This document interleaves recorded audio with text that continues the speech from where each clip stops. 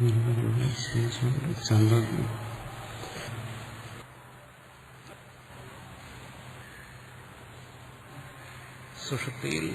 സ്വം ദേവതാരൂപമേവ പ്രതിബദ്ധത.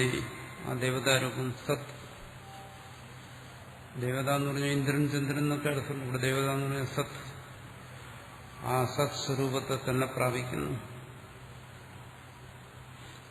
ഏതൊരു ജീവനാണോ മനന ദർശനാദി വ്യവഹാരങ്ങളിൽ ഏർപ്പെട്ടിരിക്കുന്നു, ഇപ്പൊ സംസാരിക്കുന്നു, കേൾക്കുന്നു, ചിന്തിക്കുന്നു, ഇതേ ജീവൻ തന്നെ ആ മനസ്സില്ലാതായി കഴിഞ്ഞാൽ ആ ദേവതാ സ്വരൂപത്തെ പ്രാപിക്കുന്നു. ആ ദേവത തന്നെയായി മാറുന്നു. ഇവിടെ പറയുന്നത് സുഷുപ്തിയെ കുറിച്ചാണ്. ആമുഖമായി പറയുന്നു. തദുക്തം ശ്രുത്യന്തരേ ധ്യായതീവ ലീലായതീവ സദേഹി സ്വപ്നോ ഭൂത്വൈമൻ ലോകം അതിക്രാമതി. ബൃഹദാരണ്യത്തിൽ ഈ വിഷയത്തെക്കുറിച്ച് വളരെ ദീർഘമായ ചർച്ചയുണ്ട്. മുഖ്യമായിട്ടും 4-ാം അധ്യായത്തിൽ സുഷുപ്തിയെക്കുറിച്ചുള്ള ചർച്ചയാണ് അവിടെ പ്രധാനമായി വരുന്നത്. അവിടെ സ്വപ്നത്തെക്കുറിച്ചും ജാഗ്രതയെ കുറിച്ചും ചർച്ച ചെയ്യുന്നുണ്ട്. ധ്യായതീവ, ധ്യാനിക്കുന്നത് പോലെ, ലയലായതീവ, ഇളകുന്നത് പോലെ. സ്വപ്നത്തിൽ എല്ലാം ചലിക്കുന്നതായിട്ടുള്ള അനുഭവം. സധീഹി, ആ മനസ്സോടുകൂടിയവനായ ആ പുരുഷൻ സ്വപ്നോ ഭൂത്വ ഇമം ലോകം അതിക്രാമതി, ജാഗ്രതനെ കടന്നുപോകുന്നു, സ്വപ്നത്തിൽ എത്തിച്ചേരുന്നു. അവിടെ ഇതുപോലെ തന്നെ സർവവും ചെയ്യുന്നു. ശ്രവണമന്നാദി വ്യാപാരങ്ങളെല്ലാം ചെയ്യുന്നു. സവായമാത്മാ ബ്രഹ്മ, അതാണ് ഈ ആത്മാവ്, അതാണ് ബ്രഹ്മം. വിജ്ഞാനമയ, അവൻ തന്നെയാണ് വിജ്ഞാനമയനായിരിക്കുന്ന മനോമയ ഇത്യാദി. സ്വപ്നേന ശരീരം ഇത്യാദി.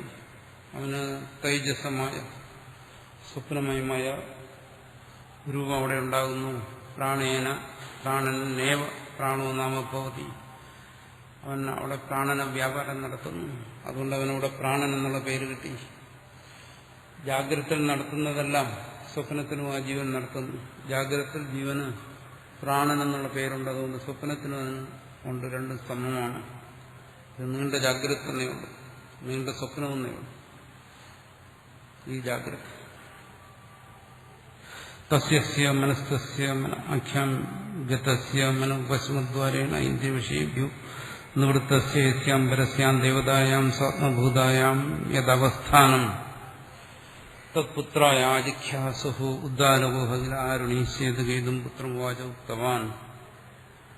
യസ്യ മനസ്തസ്യ മനാഖ്യാം ഗതസ്യ, മനവശമുദ്വാരേണ, മനസ്സെന്നുള്ള പേരുള്ള, എന്നാൽ മനസ്സിൽ സ്ഥിതി ചെയ്യുന്നവർ.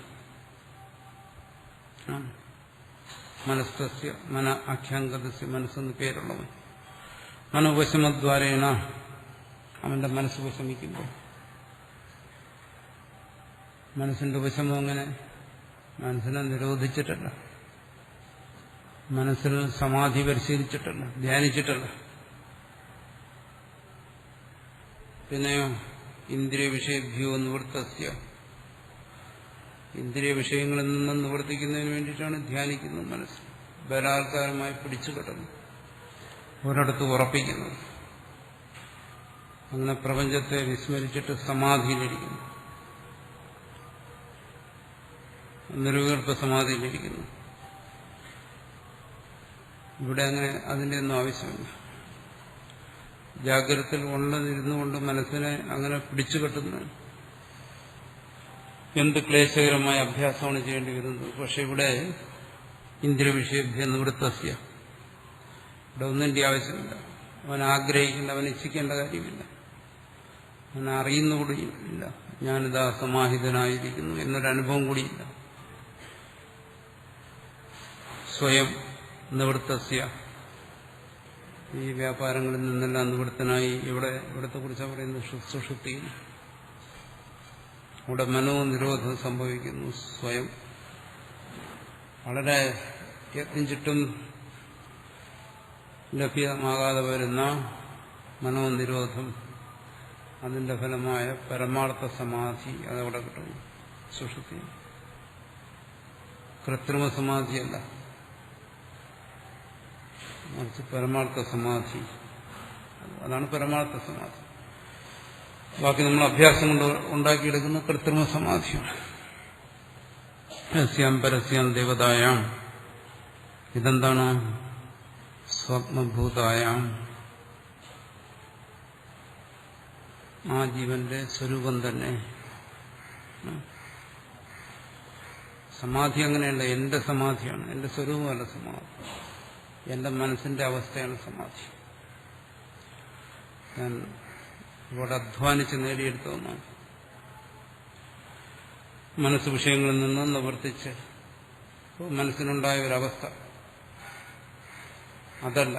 ഇതെന്താണ്? പരസ്യാം ദേവതായാം സ്വപ്നഭൂതായാം, പരദേവതയിൽ ഏക പരവുദേവ എന്ന് ശ്രുതി പറയുന്ന പരദേവതയിൽ സ്വപ്നഭൂതായാം സ്വസ്വരൂപം തന്നെ യഥവസ്ഥാനം അതായി സ്ഥിതി ചെയ്യുക. തത്പുത്രായ ആദിഖ്യാസു, അത് പുത്രന് പറഞ്ഞു കൊടുക്കുന്നതിന് വേണ്ടി ഉദ്ധാരകുഹാക്കിൽ ആരും ഇവിടെ ഒരു ശിഷ്യന് പറഞ്ഞു കൊടുക്കുന്നത്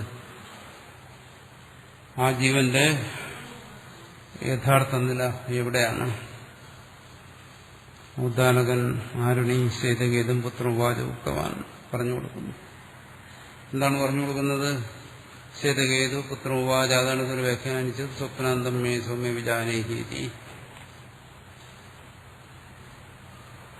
അപ്പൊ എങ്ങനെ മനസ്സ് വന്നു, മനസ്സെന്ന പേര് വന്നു, ആർക്കും മനസ്സെന്ന പേര് വന്നു, എങ്ങനെ ആ ജീവൻ ആ മനസ്സിനെ ഉപേക്ഷിച്ചിട്ട് ആ പരദേവതയോടുകൂടി തന്റെ സുഷുപ്തി സ്ഥാനത്തിൽ ഏകീഭവിക്കുന്നത് അത് വിശദീകരിക്കുന്നു. സ്വപ്നാന്തം സ്വപ്നമധ്യം സ്വപ്ന ഇതി ദർശനവൃത്തേ സ്വപ്നസ്യ അഖ്യാതസ്യ മധ്യം സ്വപ്നാന്തം സുഷുപ്തം.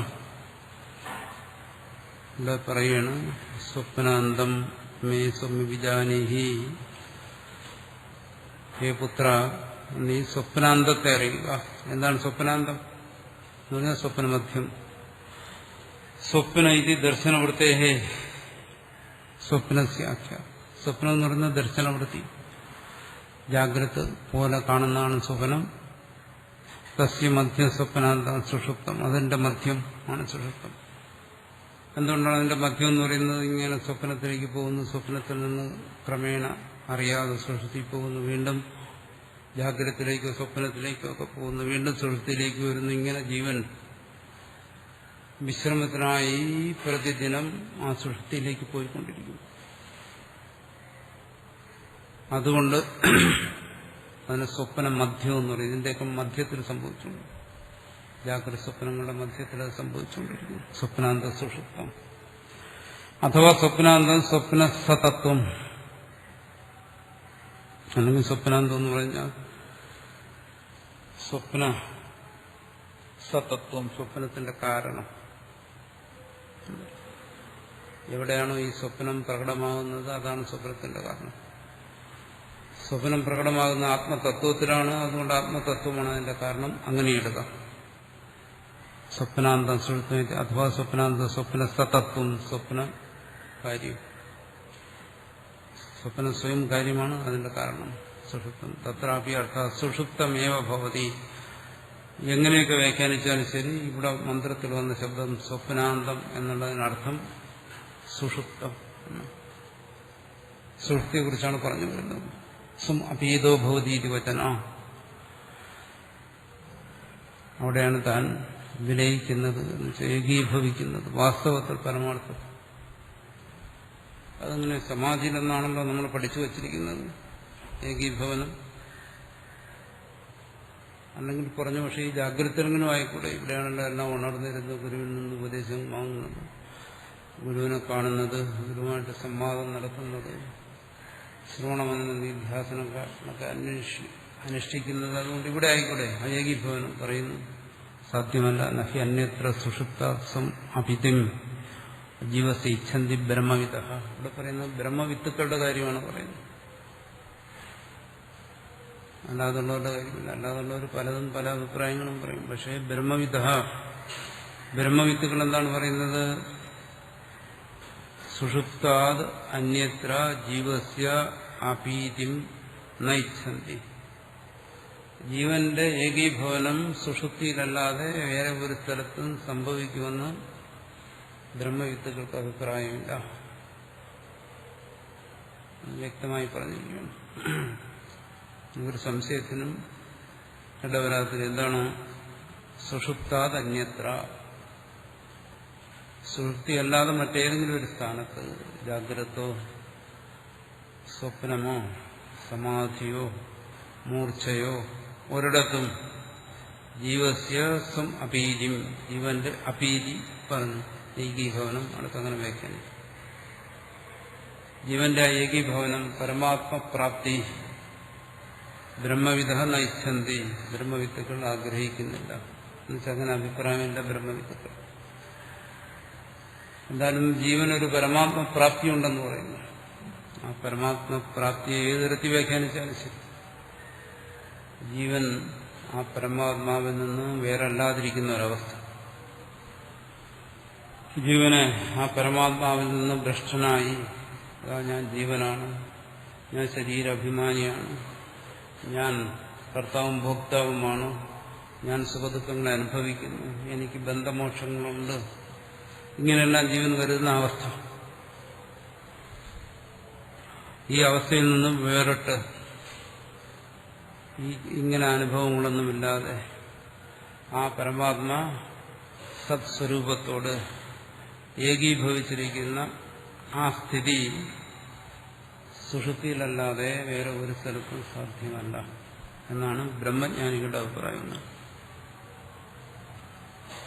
ശ്രുതിയുടെ പ്രമാണമാക്കി പറയുന്നു. ഇനി കാര്യത്തിൽ ആർക്കും സംശയം ഉണ്ടാകുമെന്ന് കരുതുന്നില്ല. അനഹി അന്യത്ര കാണാതെ പഠിച്ചു വയ്ക്കും. സുഷുപ്ത സം അപീതിം ജീവസൈച്ഛന്തി ബ്രഹ്മവിദ. അതാണ്. അപ്പോൾ ഈശ്വരപ്രാപ്തി, പരമാത്മപ്രാപ്തി ജീവന് സംഭവിക്കുന്നത് സുഷുപ്തിയിലാണെന്ന് പറയുമ്പോൾ സംശയം വരും. ജാഗ്രതത്തിലും അത് പരമാത്മാവാണല്ലോ. ജാഗ്രതത്തിലും അത് പരമാത്മാവിനെ പ്രാപിച്ചിരിക്കണോ, ഇനി എന്താ പ്രാപിക്കാൻ? സ്വപ്നത്തിലും അങ്ങനെയാണല്ലോ. അങ്ങനെയാണെങ്കിൽ സമാധിയിലും ഈ കോലാഹലങ്ങളൊന്നും ഇല്ലാത്തതുകൊണ്ട് അവിടെ പരമാത്മാവിനെ പ്രാപിച്ചിരിക്കുന്നു എന്ന് പറയാം. എന്തിന് ഈ സുഷുപ്തിക്ക് ഇത്രമാത്രം പ്രാധാന്യം കൊടുക്കുന്നു?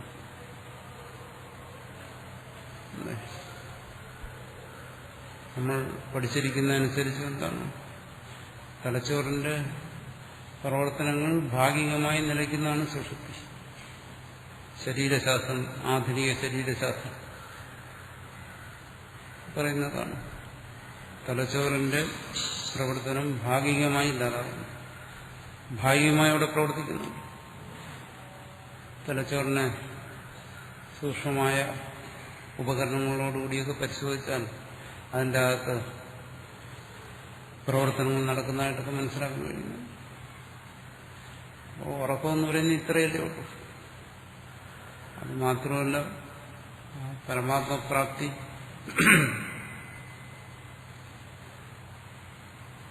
ഇങ്ങനെ സംഭവിക്കുന്നുവെങ്കിൽ പിന്നെ ബാക്കിയെല്ലാം വ്യർത്ഥമായി. ശാസ്ത്രം വ്യർത്ഥമായി, ഗുരു വ്യർത്ഥമായി, ആത്മീയത വ്യർത്ഥമായി, അഭ്യാസങ്ങളെല്ലാം വ്യർത്ഥമായി.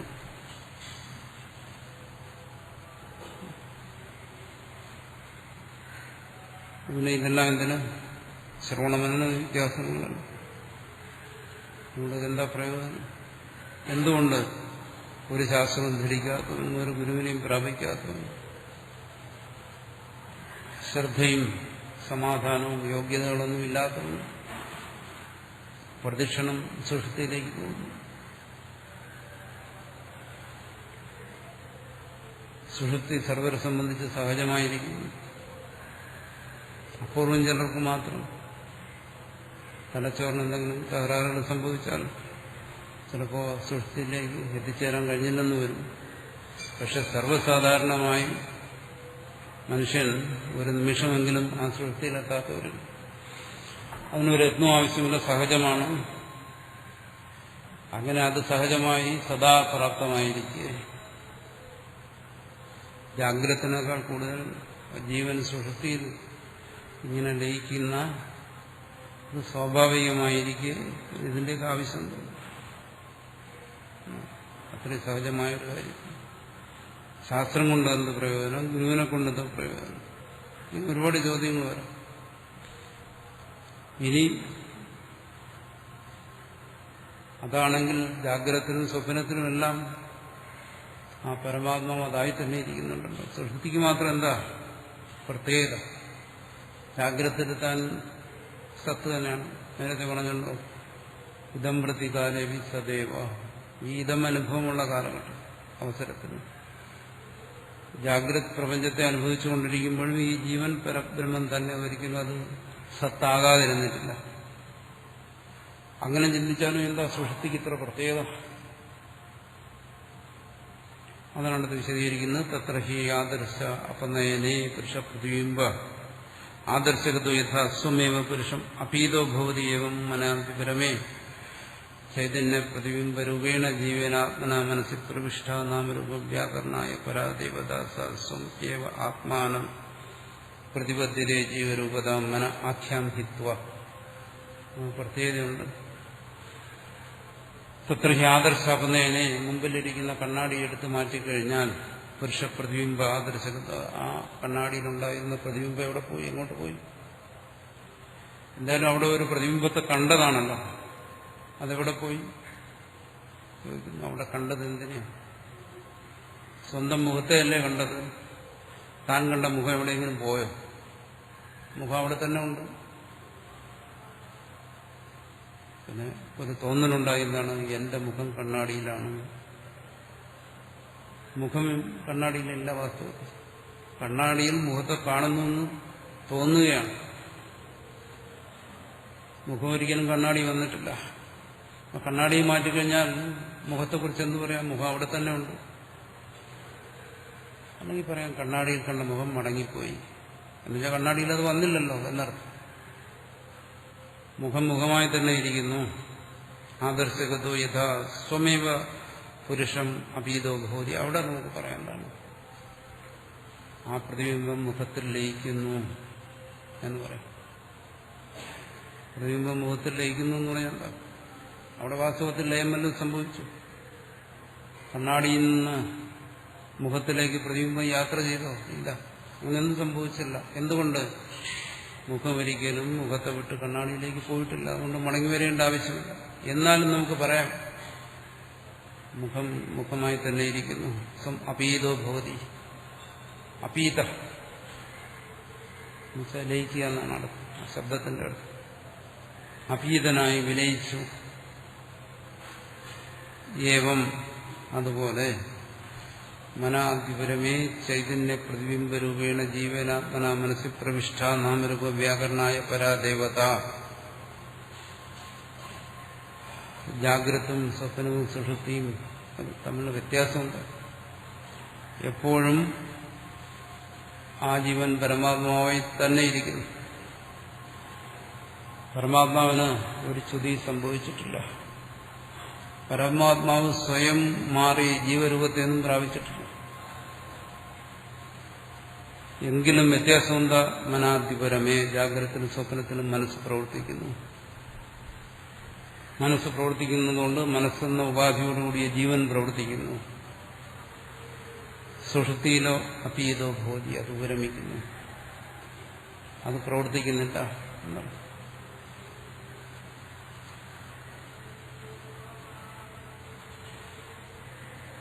തലച്ചോറാണ് ചൈതന്യത്തിന്റെ ഉറവിടം. അതിൽ നിന്നാണ് ഈ ചൈതന്യം അല്ലെങ്കിൽ ഈ ബോധസ്ഫുരണം ഉണ്ടാകുന്നത്. അതിന്റെ പ്രവർത്തനങ്ങൾക്ക് തകരാറ് സംഭവിച്ച പിന്നീട് ഇത് സ്ഫുരിക്കത്തില്ല എന്ന് ധരിച്ചിരിക്കുന്നവർക്കിത് മനസ്സിലാകും. ഇവിടെ പറയുന്നത് സത്താണ് ബോധം. സത്തിന്റെ സ്ഫുരണമാണ് ഈ മനസ്സ്, ഈ ജീവഭാവം. കാരണം ഇത് അനുഭവിക്കുന്ന സർവത്തിൽ നിന്നും വിലക്ഷണമായിരിക്കുന്നു. ചൈതന്യത്തിന് അതിൻ്റെതായൊരു പ്രത്യേകതയുണ്ട്. എന്താണത്? പ്രകാശസ്വരൂപമാണ്, അത് അറിവാണ്, അത് വിഷയങ്ങൾ ഉൾക്കൊള്ളുന്നു, അത് വ്യാപകമായിരിക്കുന്നു. അതിന് വിഷയമായിരിക്കുന്നത് അതുപോലെ ചൈതന്യവത്തല്ല, ജഡമാണ്. അപ്പോൾ ആ ജഡത്തെ മുഴുവൻ പ്രകാശിപ്പിക്കുന്ന ഈ ചൈതന്യം, ഈ ബോധം പ്രകാശിപ്പിക്കുന്നതാണ് സ്ഥൂലമായ ശരീരവും തലച്ചോറും സൂക്ഷ്മമായ അതിന്റെ പ്രവർത്തനങ്ങളുമെല്ലാം ഈ ചൈതന്യം പ്രകാശിപ്പിക്കുന്നു. ചൈതന്യം പ്രകാശിപ്പിക്കുന്നതുകൊണ്ട് അവിടെ പ്രാധാന്യം അതിനാണ്, അല്ലാതെ ആ പ്രകാശത്തിന് വിഷയമായി വരുന്ന വസ്തുവിനല്ല. ഇത് തലച്ചോറിന്റെ പ്രവർത്തനമാണെന്ന് പഠിപ്പിക്കുന്നത് ഈ ബോധം തന്നെ. ആ ഒരു ജ്ഞാനവും ഇത് പ്രകാശിപ്പിക്കുന്നതാണ്. അതുകൊണ്ട് ഇതിനെ എല്ലാത്തിനെയും പ്രകാശിപ്പിക്കുന്ന ആ ചൈതന്യം, അതിനാണ് പ്രാധാന്യം. ആ ചൈതന്യ പ്രകാശത്തിൽ ഇതെല്ലാം നിൽക്കുന്നു. മനസ്സും അതിന്റെ പ്രവർത്തനങ്ങളും എല്ലാം ചൈതന്യ പ്രകാശത്തിൽ നിൽക്കുന്നു. ഈ ചൈതന്യത്തിന്റെ പ്രവർത്തനത്തെക്കുറിച്ചുള്ള അഭ്യൂഹങ്ങളും നിഗമനങ്ങളും എല്ലാം ഈ ചൈതന്യത്തെ ആശ്രയിച്ചിരിക്കുന്നു. അത് തലച്ചോറാണെന്ന് പറഞ്ഞാലും ഹൃദയമാണെന്ന് പറഞ്ഞാലും മറ്റെന്തെങ്കിലുമാണെന്ന് പറഞ്ഞാലും എല്ലാം ആരാ ഈ അറിവിനെല്ലാം പ്രകാശിപ്പിക്കുന്നത്? ഈ ചൈതന്യം. അതുകൊണ്ട് ചൈതന്യത്തിനാണ് പ്രാധാന്യം. ആ ചൈതന്യത്തിൽ ആ ചൈതന്യത്തിന്റെ സ്ഫുരണമായി നിൽക്കുന്നതാണ് മനസ്സ്. ജാഗ്രതത്തിലും സ്വപ്നത്തിൽ ചൈതന്യം മനോരൂപത്തിൽ സ്ഫുരിക്കുന്നു, ജീവരൂപത്തിൽ അത് പ്രകാശിക്കുന്നു. അതിനെ പറയുന്ന ചൈതന്യ പ്രതിബിംബരൂപേണ. അതിന്റെ ചൈതന്യത്തിന്റെ പ്രതിബിംബം എന്ന് പറയും. ജാഗ്രതത്തിലും സ്വപ്നത്തിലും സുഷുപ്തിയിലും മൂന്നിനും ആധാരമായിരിക്കുന്ന ആ ചൈതന്യം, അതിന്റെ പ്രതിബിംബം ഉണ്ട് ജാഗ്രതത്തിലും സ്വപ്നത്തിലും. ചൈതന്യ പ്രതിബിംബരൂപേണ ജീവൻ, അതിന് നമ്മൾ ജീവൻ എന്ന് പറയും, അല്ലെങ്കിൽ മനസ്സെന്ന് പറയും, അല്ലെങ്കിൽ പ്രാണനെന്ന് പറയും. ആ ജീവരൂപത്തിൽ ജീവേനാത്മന ജീവാത്മത്തിൽ മനസ്സിൽ പ്രവിഷ്ട, അത് മനസ്സിനോട് താതാത്മ്യപ്പെട്ടു, മനസ്സതിന്റെ ഒരു ഭാഗമായി നിന്നുകൊണ്ട് ഈ ജാഗ്രത സ്വപ്നം ഈ വ്യവഹാരങ്ങളെല്ലാം നടത്തുന്നു. അത് നാമരൂപം വ്യാകരണമായ പരാദേവദാസം ഇവ ആത്മാനം പ്രതിപത്യത. എന്തിനത് ഈ മനസ്സിലേക്ക് കടന്നു വന്നു? ഈ മനസ്സിന്റെ സ്ഫുരണത്തിലൂടെ പ്രപഞ്ചത്തെ അനുഭവിച്ച് ഇവിടെ സൃഷ്ടിസ്ഥിതി സംഹാരങ്ങളെല്ലാം അതെന്തുകൊണ്ട് ചെയ്തുകൊണ്ടിരിക്കുന്നു? ഓരോ ശരീരമാകുന്ന ഉപാധിയിലും ഓരോ മനസ്സാകുന്ന ഉപാധിയിലും ഈ പ്രകാശിക്കുന്ന ജീവരൂപത്തിൽ പ്രകാശിക്കുന്ന ഈ ദേവത, അത് സർവത്ര ഈ സൃഷ്ടിസ്ഥിതി സംഹാര വ്യാപാരങ്ങൾ ഇടപെട്ടിരിക്കുന്നു. അതിനു വേണ്ടിയിട്ടാണ് പരാദേവത. ആ പരാദേവത ജാഗ്രത സ്വപ്നങ്ങളിലേക്ക് വരുന്നത്. ഇതിനു വേണ്ടിയിട്ട് മനസ്സിന്റെയും ജീവന്റെയും ഈ പ്രവർത്തനങ്ങൾക്ക് വേണ്ടി അതാണ് സുഷുപ്തിയിലെ പ്രത്യേകത. ജാഗ്രതത്തിനും സ്വപ്നത്തിനും എല്ലാം ആ പരമാത്മാവ് ഏകീഭൂതനായി തന്നെ ഇരിക്കുന്നു. സുഷുപ്തിയിലും അങ്ങനെയാണ്. പക്ഷേ ജാഗ്രതത്തിനും സ്വപ്നത്തിലും ജീവേനാത്മന മനസ്സിൽ പ്രവിഷ്ട, ജീവാത്മരൂപത്തിൽ മനസ്സിൽ പ്രവേശിച്ച് നാമരൂപം വ്യാകരണം എന്നുവെച്ച വ്യവഹാരങ്ങൾ എല്ലാം അനുഷ്ഠിക്കുന്നു. നമുക്ക് പറയാൻ വയ്യ സദാ സമ്പന്നോ ഭവതി സമപീതോ ഭവതി, സത്സമ്പന്നനാണെന്നപ്പോൾ പറയാൻ വയ്യ. എന്തുകൊണ്ട്? അവിടെ അസത് അനുഭവമാണ്. ജന്മമരണങ്ങൾ, ബന്ധമോക്ഷങ്ങൾ, സുഖദുഃഖങ്ങളെല്ലാം അനുഭവിച്ചുകൊണ്ടിരിക്കും. അതുകൊണ്ടിത് വിലക്ഷണം തന്നെയാണ്. ഈ ചൈതന്യം തന്നെയാണ് ജാഗ്രതത്തിനെ പ്രകാശിപ്പിക്കുന്നത്. ആ ചൈതന്യം തന്നെ സ്വപ്നത്തെ പ്രകാശിപ്പിക്കുന്നു. ആ ചൈതന്യം തന്നെയാണ് സുഷുപ്തിയിലും പ്രകാശിക്കുന്നത്. പക്ഷെ വ്യത്യാസം, മറ്റു രണ്ട് സ്ഥലത്തും അത് സത്തായിരുന്നിട്ട് കൂടി അത് പുരുഷാകാരത്തെ പ്രാപിച്ചിരിക്കുന്നു, പുരുഷരൂപത്തെ പ്രാപിച്ചിരിക്കുന്നു. ദ്രഷ്ട, ശ്രോത, മന്ദ, വിജ്ഞാത ഈ ഭാവത്തിലിരിക്കുന്നു. അതാണ് സുഷുപ്തിയുടെ സവിശേഷത. അത് തലച്ചോറിന്റെ സുഷുപ്തിയല്ല, മനസ്സിന്റെ സുഷുപ്തിയാണ്. അതാണ് അവിടെ ഏകീഭവനം സംഭവിക്കുന്നു എന്ന് പറയുന്നത്. ഈ വ്യവഹാരങ്ങൾ, നാമരൂപ വ്യാകരണം എന്ന് പറയുന്ന ഈ പ്രവർത്തനങ്ങളൊന്നും അവിടെ ഇല്ല. എന്താണ്? സ്വമേവ ആത്മാനം പ്രതിബദ്ധതയെ, സ്വസ്വരൂപത്തെ. ഈ അറിവിനൊരു സ്വരൂപമുണ്ട്. ഈ അറിവ് പ്രകാശിപ്പിക്കുന്നത് എന്താണ്? അതിന്റെ അന്യതയാണ്, പരരൂപത്തെയാണ്, നാമരൂപങ്ങളായി പ്രകാശിപ്പിക്കുന്നത്. അതാണ് ജാഗ്രത സ്വപ്നം, ഈ അന്യത്വത്തിന്റെ പ്രകാശനമാണ്. അതേ ജീവൻ തന്നെ ജീവസ്വരൂപത, ജീവരൂപത, അതിന്റെ ആ പരമാത്മസ്വരൂപത്തെ പ്രാപിക്കുന്നു.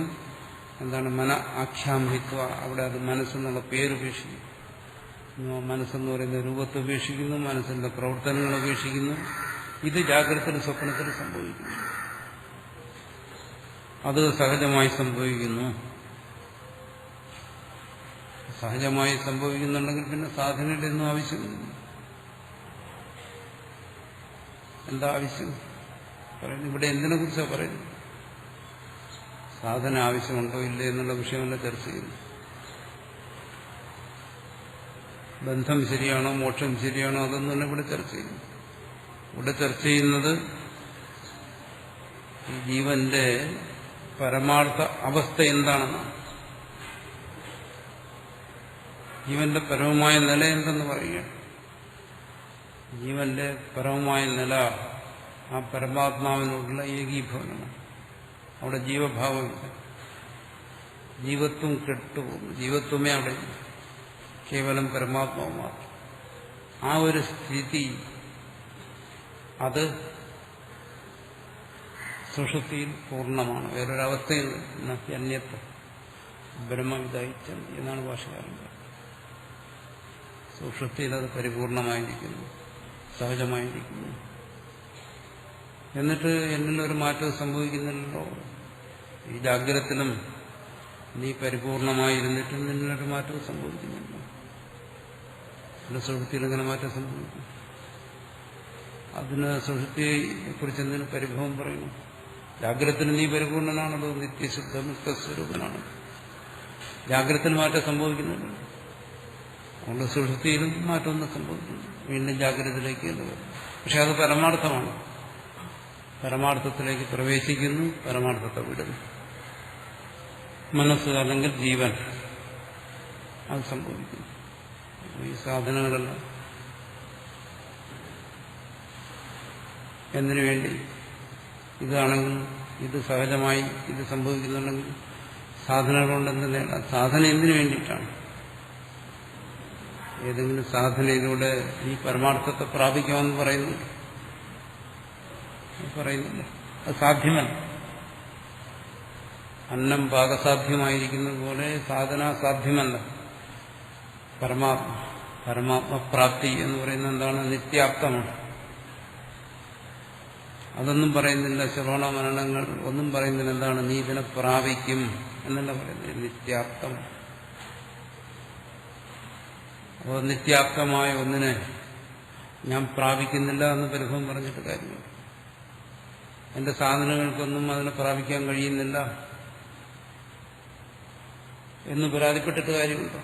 സാധനങ്ങളിലൂടെ അത് സാധ്യമല്ല എന്നാണ് പറയുന്നത്. എങ്ങനെ?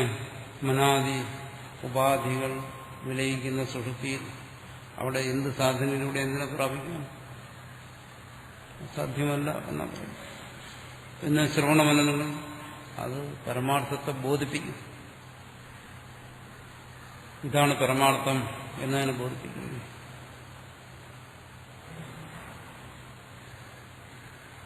അത് തത്വജ്ഞാനത്തെ പ്രകാശിപ്പിക്കുന്നു. യഥാർത്ഥ ജ്ഞാനത്തെ അത് പ്രകാശിപ്പിക്കുന്നു. ആ ജ്ഞാനമാണ് ഇവിടെ പറയുന്നത്. ഇങ്ങനെയാണ്. അല്ലാതെ അത് യത്നസാധ്യമായ ഒരു കാര്യത്തെ ബോധിപ്പിക്കുകയാണ്. ഇത് യത്നസാധ്യമാണ്, ഇതിനു വേണ്ടി നീ യത്നം ചെയ്യണമെന്ന് പറയുകയാണ്. അപ്പോൾ പരമാർത്ഥത്തെ ഇങ്ങനെ ബോധിപ്പിക്കുന്നു. അവിടെയാണ് ശ്രവണമനനങ്ങൾ സാർത്ഥകമാകുന്നത്.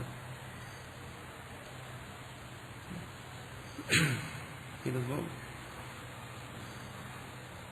ഈ അവസ്ഥയിൽ പരമാത്മാവിന്റെ സ്ഥിതി ഇതെല്ലാം എങ്ങനെ ധരിച്ചു? ശ്രവണ മനനങ്ങളിലൂടെ ധരിച്ചെങ്കിൽ അതാണ് അതിന്റെ പ്രയോജനം. അപ്പൊ ശ്രവണ മനനങ്ങൾ സാർത്ഥകമാണ്. മറ്റു സാധനങ്ങളോ എല്ലാം മനസ്സിനതിന്റെ യോഗ്യത ഉണ്ടാക്കി കൊടുക്കുന്നതിന് സർവവും സാർത്ഥകമാണ്. ജാഗ്രതയിലൊന്നും വ്യർത്ഥമല്ല. പക്ഷെ ഇതുകൊണ്ട് ജാഗ്രതയിൽ ഇനി ജാഗ്രത വിട്ട് മറ്റേതെങ്കിലും അവസ്ഥയിൽ പോയി സമാധിയോ അല്ലെങ്കിൽ അതുപോലെ ഏതെങ്കിലും ഒരു അവസ്ഥയിൽ പോയിട്ട് ഇതിനെ ഈ സാധനയിലൂടെ സാധ്യമാക്കിക്കളയാം, സിദ്ധമാക്കിക്കളയാം എന്നിവിടെ പറയുന്നുണ്ട്. അത് സാധ്യമല്ല. അതിന് മറ്റൊരവസ്ഥയും, അത് എല്ലാ അവസ്ഥകളിലും അത് സഹജമായി തന്നെ ഇരിക്കും. പിന്നെന്താ ആത്യന്തികമായ ഇതിന്റെ പ്രയോജനം? ഇതിനെ സംബന്ധിച്ചുള്ള ഭ്രാന്തികളെ ദൂരീകരിക്കുക. ആ ഭ്രാന്തിയാണ് ഇവിടെ അഭ്യാസങ്ങൾ ചെയ്ത് എന്തെങ്കിലുമൊക്കെ നേടുന്നത്. അതാണ് പരമാത്മപ്രാപ്തി എന്ന് ഭ്രമിപ്പിക്കുന്നു, എന്ന് കരുതിക്കുന്നു. ഇത് അഭ്യാസങ്ങൾ ചെയ്താൽ നേടാൻ പറ്റും. സാധനയ്ക്ക് സാധ്യമില്ലെന്ന് പറയുന്നു. സാധനങ്ങൾക്കെല്ലാം സാധ്യമുണ്ട്. അത് ഭൗതികമായാലും ശരി, ആത്മീയമായാലും ശരി. കായികമോ വാചികമോ മാനസികവുമായ എല്ലാ സാധനങ്ങൾക്കും സാധ്യമുണ്ട്, ഫലമുണ്ട്. ജപ തപങ്ങൾക്കെല്ലാം ഫലമുണ്ട്. പക്ഷെ ഇത് അങ്ങനെയുള്ള ഒന്നിന്റെയും ഫലമല്ല. ഇതെന്താണ്? സ്വസ്വരൂപമാണ് എന്ന് ബോധിപ്പിക്കുന്നതിനാണ് ശ്രവണ മനനങ്ങളുടെ ആവശ്യം വരുന്നത്. അതാണ് ഇവിടെ ബോധിപ്പിക്കുന്നത്. ആ ബോധിക്കലാണ് അജ്ഞാനനാശം, വിപരീയനാശം, സംശയനാശം. അത് ആ ബോധിക്കലാണ്. അതാണ് ഇവിടെ പറയുന്നത്. അധ സുഷുപ്ത ഏവ സ്വപ്നാന്ത ശബ്ദവാച്യവഗമ്യത. ഇവിടെ സ്വപ്നാന്തം എന്ന് പറയുന്നതിന് മുമ്പ് ചിലർ സമാധിന്ന് വ്യാഖ്യാനിച്ചിട്ടുണ്ട്. സ്വപ്നം, ഈ ജാഗ്രത സ്വപ്നങ്ങളെല്ലാം സ്വപ്നമാണ്. ഇതിൻ്റെ ഒക്കെ അവസാനിക്കുന്ന ഒരിടം മനസ്സിനെല്ലാം നിരോധിച്ച് വൃത്തി നിരോധത്തിൽ സമാധി എന്ന് പറയുന്ന ഒരു സ്ഥാനത്തിരിക്കുന്നു. ഭാഷകാരൻ പറയുന്നത് ശരിയല്ല, മറിച്ച് എന്താണ്? അത് സുഷുപ്തയേവ സ്വപ്നാന്ത ശബ്ദവാച്യ. സ്വപ്നാന്ത ശബ്ദത്തിന്റെ വാച്യമായി, വാച്യാർത്ഥമായി നമുക്ക് സുഷുപ്തി എടുക്കാൻ പറ്റും. അവിടുത്തെ വിശേഷതയാണ് ഇവിടെ പറയുന്നത് ത്യവഗമ്യത. അവിടെ ഏകീഭവനം സംഭവിക്കുന്നു സഹജമായി തന്നെ. സഹജമായി പരമാത്മസ്വരൂപത്തിലിരിക്കുന്ന ഈ ജീവൻ, ഈ മനസ്സ്, ഈ പ്രാണൻ, ഇതെല്ലാം ആ സഹജഭാവത്തിലിരിക്കുന്നു. ഇത്രയും വ്യത്യാസമേ. ജാഗ്രത സ്വപ്നങ്ങളിൽ ഈ സംസാരം അനുഭവപ്പെടുന്നു, സുഷുപ്തിയിൽ സംസാരം അനുഭവപ്പെടുന്നില്ല. ജാഗ്രത സ്വപ്നങ്ങളിൽ സംസാരം അനുഭവപ്പെടുന്നതുകൊണ്ട് തന്നെ ബന്ധമോക്ഷങ്ങൾ അനുഭവപ്പെടുന്നു. സുഷുപ്തിയിൽ അത് അനുഭവപ്പെടുന്നില്ല. അത് കേവലമായ പരമാത്മഭാവം മാത്രം. ഒരാൾ പറയുന്നു ഞാൻ മുക്തനാണ്, പറയുന്നു എന്നിരിക്കട്ടെ. ആ മുക്തനാണെന്നുള്ള വ്യവഹാരം. മറ്റൊരാൾ പറയുന്നു ഞാൻ ജ്ഞാനിയാണ്. അഹങ്കാരം കൊണ്ട് പറയുന്നതല്ല, തത്വത്തെ ഗ്രഹിച്ചുകൊണ്ട് സ്വാനുഭവത്തെ പറയുന്നു. ഞാൻ മുക്തനാണ്, ജനന മരണങ്ങളിൽ നിന്ന് മുക്തനായിരിക്കുന്നു. ഞാൻ എന്റെ സ്വരൂപം എന്താണെന്ന് ധരിച്ചിരിക്കുന്നു. പ്രപഞ്ച മിഥ്യാത്വം ഞാൻ ബോധിച്ചിരിക്കുന്നു എന്നെല്ലാം ഒരാൾ പറയുന്നത് സ്വാനുഭവത്തിന്റെ അടിസ്ഥാനത്തിൽ പറയുന്നു എന്നിരിക്കട്ടെ. അങ്ങനെ പറയുന്നുണ്ടെങ്കിൽ അതാണ് നമ്മൾ പറയുന്നത് ജാഗ്രത. അത് ജാഗ്രത വ്യവഹാരം. അവിടെ അത് പറയാൻ പറ്റും. അത്തരത്തിലുള്ള ഒരു ജാഗ്രത വ്യവഹാരമാണ് സാധനങ്ങളുടെ ഫലം. അത് ഈ ജാഗ്രതത്തിന്റെ ഒരു ഭാഗം തന്നെ. പരമാർത്ഥം എന്താണ്? ഈ ജാഗ്രതയും സ്വപ്നവും ഇല്ലാതിരിക്കുന്ന അവസ്ഥ സുഷുപ്തി. അതുകൊണ്ടാണ് ഭാഷകാരൻ പറഞ്ഞത് നഹ്യന്യത്ര സുഷുപ്ത. ഈ സുഷുപ്തി അല്ലാതെ ഒരു സ്ഥാനമില്ല ജീവന് സ്വമപീതിയും പരമാത്മപ്രാപ്തിക്ക്. അത് പരമാർത്ഥത്തെ പറഞ്ഞേക്കും. അത് സുഷുപ്തൈവ സ്വപ്നാന്ത ശബ്ദവാച്യ. അതുകൊണ്ട് സ്വപ്നാന്തം എന്ന് പറയുന്നത് അത് ആ സുഷുപ്തി തന്നെയാണ്. നിത്യവഗമ്യത്തെ അത് സഹജമായി സംഭവിക്കുന്നു. സഹജമായി സംഭവിക്കുന്നു വെച്ചാൽ ജീവൻ പറയും ഈ വ്യവഹാരങ്ങളിലെല്ലാം ഏർപ്പെട്ട് അത് ക്ഷീണിക്കുമ്പോൾ അത് വിശ്രമിക്കുന്നു. എല്ലാ വ്യാപാരങ്ങളും അത് അവസാനിപ്പിക്കുന്നു. അത് ശരിയായ സുഷുപ്തി. ആ സുഷുപ്തി എന്ന് പറയുമ്പോൾ അത് ഏതെങ്കിലും തരത്തിലുള്ള മനസ്സിന്റെ മയക്കമോ മനസ്സിനെ ഏതെങ്കിലും തരത്തിൽ നിർവീര്യമാക്കുക, തലച്ചോറിനെ ഏതെങ്കിലും തരത്തിൽ ക്ഷയിപ്പിക്കുകയോ മരവിപ്പിക്കുകയോ ചെയ്യുന്ന കൃത്രിമമായ ഉറക്കമൊന്നും അതെല്ലാം കൃത്രിമമായി സംഭവിക്കുന്നതാണ്. മണിമന്ത്ര ഔഷധങ്ങൾ കൊണ്ട് സംഭവിക്കുന്നതല്ല. സമാധി പോലെ. കാരണം സമാധിയും മണിമന്ത്ര ഔഷധങ്ങൾ കൊണ്ട് സാധിക്കും. അതുപോലെ മയക്കം, മൂർച്ഛ, അതെല്ലാം മറ്റുപായങ്ങളിലൂടെ സാധിക്കും. കാരണം അതിന് ഹേതുക്കളുണ്ട്. അതുകൊണ്ടാണ് ഉറക്കത്തിനുള്ള മരുന്ന് കഴിച്ചാൽ ഉറങ്ങും. അവിടെ ഹേതുണ്ട്. സുഷുപ്തി നിർഹേതുകമാണ്. അതാണ് വ്യത്യാസം. അതിന് ഹേതുവില്ല. പ്രത്യേകിച്ച് ജീവൻ സഹജമായി എവിടെ പോകും. അതിന് ആഗ്രഹം വേണ്ട. ഇരിക്കുന്നു, കേട്ടുകൊണ്ടിരിക്കുന്നു, ഉറങ്ങുന്നു. ആഗ്രഹിച്ചിട്ടല്ല. ആഗ്രഹം ഉറങ്ങരുത്. ഉറക്കത്തിനോട് യുദ്ധം ചെയ്തുകൊണ്ടാണ്. ഉറങ്ങുന്നത് നാണക്കേടാണെന്നറിയാം. എന്നാലും ഉറങ്ങുന്നു. ഉറക്കം താമസമാണ്. നിദ്ര ആലസ്യം ഒരേ ഗ്രൂപ്പിൽപ്പെട്ടതാണ്. ഞാൻ ആധ്യാത്മിക സാധകനാണ്, എനിക്ക് ഉറക്കം വരാൻ പാടില്ല, ഇത്തരം അഭിമാനങ്ങളൊന്നും ഉറക്കത്തെ മാറ്റി നിർത്തില്ല. ഉറങ്ങി തന്നെ പോകും. എന്തുകൊണ്ടത് സഹജമാണ്, നിർനിമിത്തമാണ്. നിർനിമിത്തം എന്ന് പറഞ്ഞാൽ ബോധപൂർവമുള്ള നിമിത്തങ്ങളില്ല. ജീവനിൽ അതിന്റെ നിമിത്തം കാണുന്നതാണ് ഈ വ്യവഹാരങ്ങൾ. ജീവന് മതിയെന്ന് തോന്നുന്നു. അത് വ്യവഹാരങ്ങളെ വിട്ട് പരമാത്മഭാവത്തെ പ്രാപിക്കും. ജാഗ്രതത്തിൽ വ്യവഹാരങ്ങൾ ഇരിക്കെ തന്നെ ആത്മബോധത്തിൽ ഒരു ജീവൻ പരമാത്മപ്രാപ്തി എന്ന് പറയുന്നു. സുഷുപ്തിയിൽ ഇതിനെല്ലാം വിട്ടിട്ട് പരമാത്മപ്രാപ്തി എന്ന് പറയുന്നു. എന്നാൽ ഇതിനൊരു പരിഹാരമായിട്ട് ഒരു കാര്യം ചെയ്യാം. കൂടുതൽ സമയം ഉറങ്ങാം. ജാഗ്രത ഒഴിവാക്കാം. സ്വപ്നം നമുക്ക് ബോധപൂർവ്വം ഒഴിവാക്കാൻ പറ്റിയില്ലെന്ന് വരും. പക്ഷെ ജാഗ്രത ഒഴിവാക്കാം. നല്ല പട്ടുമത്തൊക്കെ ഉണ്ടാക്കി, നല്ല ഭക്ഷണമൊക്കെ കഴിച്ച്, ചൂടും തണുപ്പൊന്നുമില്ലാതെ ഏസിയും മുറിക്കാതെ കിടന്ന് സദാ ഉറങ്ങുക. അതുപോലെ ആത്മജ്ഞാനത്തിന് പോരാ. എന്തുകൊണ്ട്? അതുകൊണ്ട് ജാഗ്രതയിൽ ജ്ഞാനം ഉണ്ടാകുന്നു. ജാഗ്രതയിലെ ഈ ബോധം ഉണ്ടാകുന്നില്ല. ജാഗ്രതത്തിലാണ് ആത്മജ്ഞാനിയാകേണ്ടത്, സുഷുപ്തിയിലല്ല. സമാധിയിലോ സ്വപ്നത്തിലോ. ജാഗ്രതത്തിലത് സംഭവിക്കണം. ജാഗ്രതത്തിൽ ശ്രവണ മനനങ്ങൾ സംഭവിക്കണം. ജാഗ്രതത്തിൽ അത് സംഭവിക്കണം. ജാഗ്രതത്തിൽ ആത്മജ്ഞാനത്തിലാണ് പറയുന്നത്. സുഷുപ്തിയാണ് അതിന് നിദർശനമായിരിക്കുന്നത്. സുഷുപ്തിയിലാണ് ഏകീഭവനം സംഭവിച്ചത്. ജാഗ്രതയിലെ ബോധത്തിലാണ് പറയുന്നത്. അതുകൊണ്ട് ശ്രവണമനനാദി സാധനങ്ങളോ ഒന്നും ഉറങ്ങി ഒഴിവാക്കാൻ പറ്റത്തില്ല. അങ്ങനെയാണെങ്കിൽ എന്താണ്? ഉറങ്ങേണ്ട കാര്യമില്ല. ഈ ജാഗ്രതത്തിനും താൻ പരമാത്മാവ് തന്നെയാണ്. ഉറങ്ങേണ്ട ആവശ്യമില്ല. ഉറങ്ങി പരമാത്മാവാകേണ്ട. ജാഗ്രതത്തിനും അത് തന്നെ, സ്വപ്നത്തിനും അത് തന്നെ. അപ്പൊ എന്താ വ്യത്യാസം? ജാഗ്രതത്തിൽ ആ സാധനകൾ ജാഗ്രതത്തിലെ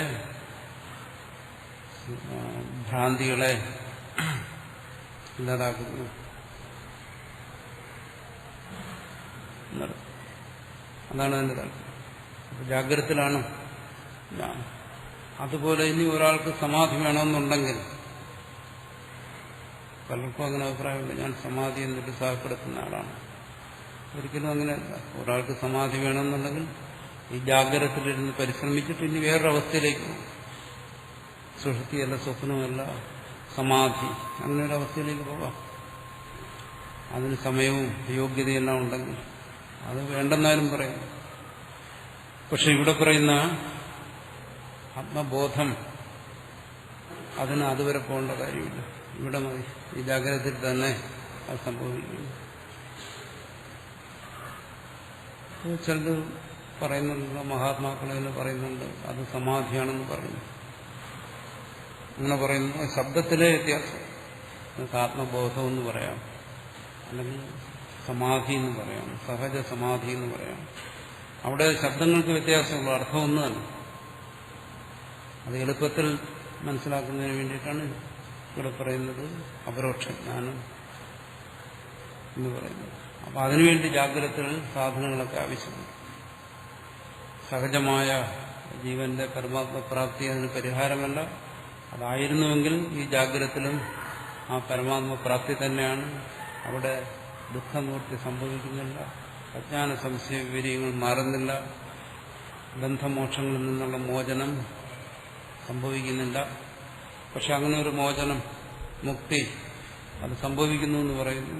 ആ മുക്തി ജാഗ്രതത്തിലാണ്. അത് പറയുന്നത് വിദ്യുത് അനുഭവമാണെന്ന് പറയുന്നു. അതുകൊണ്ട് ഇതിന് പകരമല്ല സുഷുപ്തിയെക്കുറിച്ച് പറയുന്നു. ഉറങ്ങാൻ വേണ്ടി പറയുകയാണ്. സാധനങ്ങളെല്ലാം വിട്ടിട്ട് ഉറങ്ങുക, അതല്ല. അങ്ങനെ ഉറങ്ങിക്കഴിഞ്ഞാൽ ഒരാൾ മുക്തനാകുമെന്നും പറയും. പക്ഷെ അത് പരമാർത്ഥമാണ് എന്ന് മാത്രമാണ് ഇവിടെ ബോധിപ്പിക്കുന്നത്.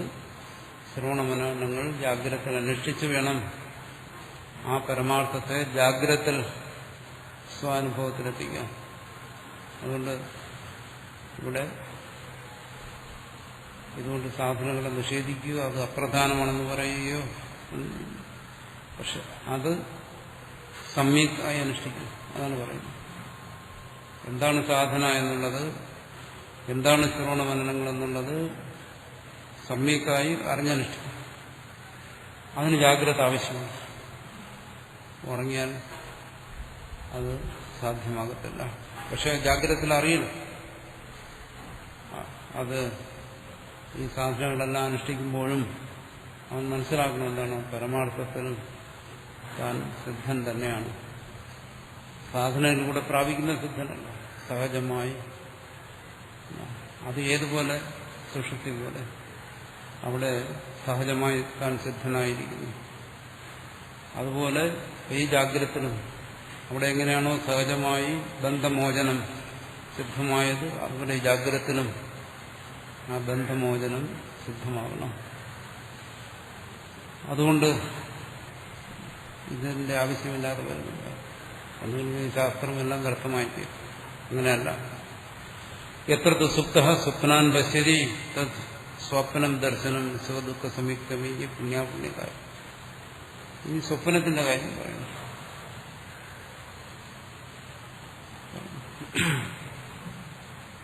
എത്ര സുപ്ത സ്വപ്നാൻ പശ്യതി. ഇനി ഉറങ്ങുന്നവൻ സ്വപ്നം കാണുന്നതിനെ കുറിച്ച് ചിന്തിക്കാം.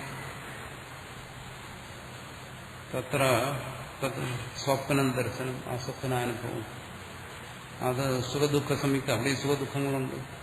പുണ്യാപുണ്യകാര്യം, പുണ്യാപുണ്യങ്ങളുടെ ഫലമാണ് അവിടെ. സ്വപ്നത്തിൽ ദുഃഖം അനുഭവിച്ചാലും അത് പാപഫലമാണ്. സ്വപ്നത്തിൽ സുഖം അനുഭവിച്ചാലും അത് പാപഫലമാണ്. പുണ്യാപുണ്യോർഹി സുഖദുഃഖ ആരംഭകത്വം പ്രസിദ്ധം. എന്തുകൊണ്ട് സുഖദുഃഖങ്ങളുടെ കാരണമായിരിക്കുന്നത് പുണ്യാപുണ്യങ്ങളാണ്. പുണ്യാപുണ്യോശ്ച അവിദ്യ കാമ വഷ്ടംഭേനൈവ സുഖ ദുഃഖ തദ്ദർശന കാര്യാരംഭകത്വം ഉപദ്ധ്യതേ നാന്യഥ ഇതി അവിദ്യ കാമ കർമ്മഭിഃ സംസാരഹേതുഭിഃ സംയുക്തൈവ സ്വപ്ന ഇതി ന സം അപീതോ ഭവതി. ജാഗ്രതത്തിൽ എങ്ങനെയാണോ ആ അപീതി സംഭവിക്കാത്തത്, ഏകീഭവനം, അതുപോലെ സ്വപ്നത്തിൽ സംഭവിക്കുന്നില്ല എന്ന് പറയുന്നു. അതുകൊണ്ട് സ്വപ്നാന്തം എന്ന് പറഞ്ഞു, സ്വപ്നമധ്യം എന്ന് പറഞ്ഞു, എന്നുവെച്ചാൽ സുഷുപ്തി. എന്തുകൊണ്ട്? പുണ്യാപുണ്യോശ്ച അവിദ്യ കാമപഷ്ടംഭേനൈവ. പുണ്യാപുണ്യങ്ങൾ അവിദ്യാകാമ കർമ്മങ്ങളോട് ചേരുമ്പോൾ എല്ലാം കൂടെ കൂടി ചേർന്ന് സുഖദുഃഖ തദ്ദർശന കാര്യാരംഭകത്വം, സുഖം ദുഃഖം അതിന്റെ അനുഭവം എല്ലാം ഉണ്ടാകും.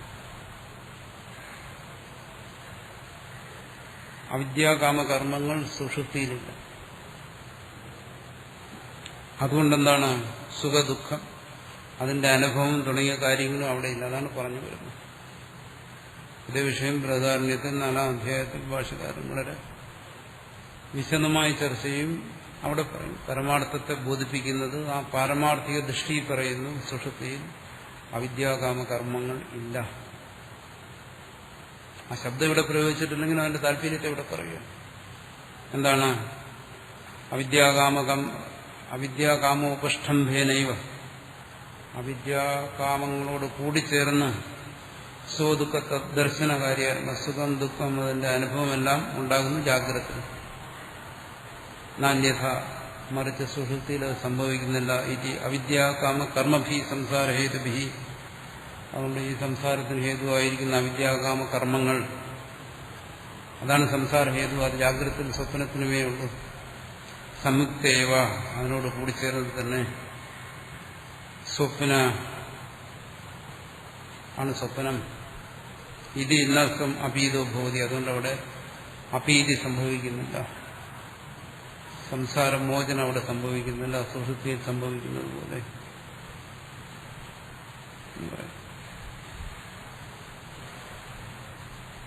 സ്വപ്നത്തിലും ജാഗ്രതത്തിലും സംസാരമോചനം സമഭീതി അത് സംഭവിക്കുന്നില്ല. സുഷുപ്തിയിൽ അത് സംഭവിച്ചിട്ടും ഈ ജാഗ്രത അത് വ്യർത്ഥമായല്ലോ എന്നാണ്. അത് എന്തുകൊണ്ട്? കാരണം നീ നിത്യമുക്തനായിരുന്നിട്ട് ഈ ജാഗ്രതത്തിൽ മുക്തി നിനക്ക് വ്യർത്ഥമാണല്ലോ. ആ മുക്തി നിനക്ക് പ്രയോജനപ്പെടുന്നില്ല. അതുപോലെ സുഷുപ്തിയിൽ മുക്തനായിട്ടും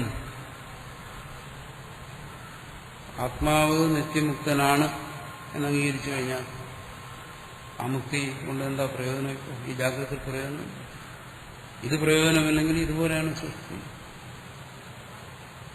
പക്ഷെ സുഷുപ്തിയിൽ അങ്ങനെ എല്ലാം അവസാനിച്ചു, ഒന്നുമില്ലാതായി. ജീവാത്മ പരമാത്മ ഏകത്വം മാത്രമിരിക്കെ പിന്നീട് എങ്ങനെ ഈ ജാഗ്രത വീണ്ടും വന്നു? പിന്നെ ഇതെല്ലാം ഇങ്ങനെ അനുഭവപ്പെടുന്നു. ഇതിനെന്താ ഹേതു? അതെങ്ങനെ മനസ്സിലാകും? ഇവിടെ ഈ ജാഗ്രതത്തിൽ ജീവാത്മ പരമാത്മ ഏകമായിരിക്കെ,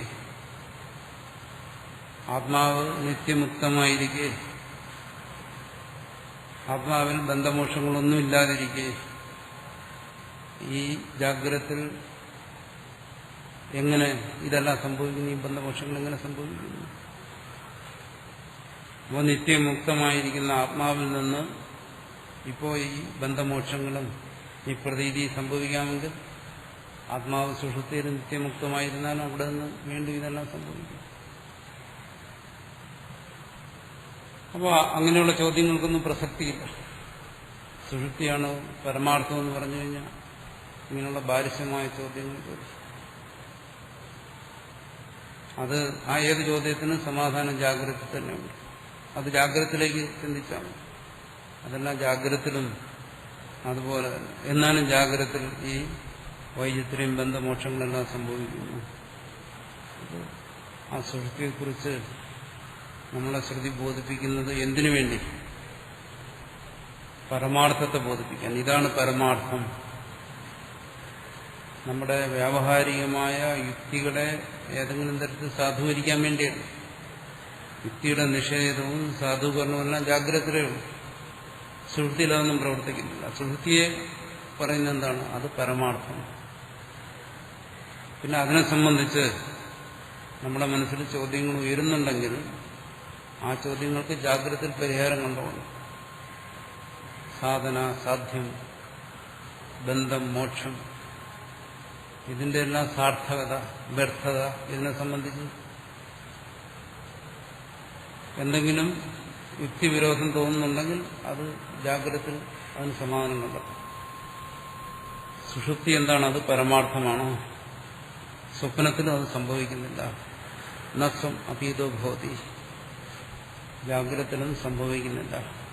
അത് സുഷുപ്തിയിൽ മാത്രമേ സംഭവിക്കുന്നുള്ളൂ. ഇക്കാര്യത്തിന് വീണ്ടും ശ്രുതിയെ വിശദീകരിക്കണം ബൃഹദാരണ്യ ശ്രുതിയാണ്.